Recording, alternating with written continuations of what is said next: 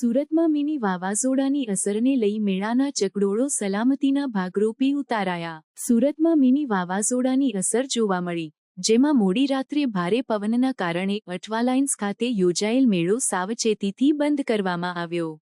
સલામતીના ભાગરૂપે મેળાના ચકડોળો ઉતારવામાં આવ્યા અને મોટા ચકડોળના તમામ કેબિન હટાવાયા। આઈએમડી દ્વારા આગાહી કરવામાં આવી છે કે આગામી 3 દિવસ ભારે પવન અને વરસાદ રહેશે। સુરત અને આસપાસના વિસ્તારોમાં જળભરાવ અને ટ્રાફિક સમસ્યા સર્જાઈ શકે છે।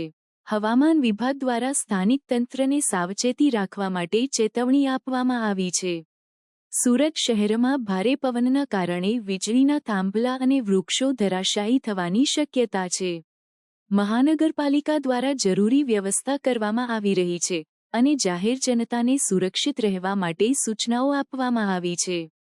આગામી દિવસોમાં સુરત અને દક્ષિણ ગુજરાતમાં વરસાદની તીવ્રતા વધવાની શક્યતા છે। આઈએમડી દ્વારા ફ્લડ એલર્ટ પણ જારી કરવામાં આવ્યું છે અને એનડીઆરએફ ટીમો સતર્ક રાખવામાં આવી છે। જાહેર જનતાને સાવચેતી રાખવા અને સુરક્ષિત સ્થળે રહેવા માટે અપીલ કરવામાં આવી છે। મારું નામ દીપક વસાણી છે અને હવામાન વિભાગની આગાહી અને તંત્રની સૂચના અનુસાર ઝૂલાની પાલખીઓ ઉતારવામાં આવી રહી છે। अच्छा, કેટલા દિવસ આ પાલખીઓ બંધ રહેશે અને કયા પ્રકારની શબ્દો મોટી રાઇડ્સ કે નાની રાઇડ્સ કઈ બંધ રાખવાની? જ્યાં સુધી તંત્રની સૂચના નહીં મળે ત્યાં સુધી રાઇડ્સ બંધ રહેશે। કઈ રાઇડ્સ બંધ કરવાની છે? મોટી જેને હવા વાવાઝોડાની અસર ન થાય એના હિસાબેથી થઈને મોટી પાલખીઓ બંધ રાખેલી છે।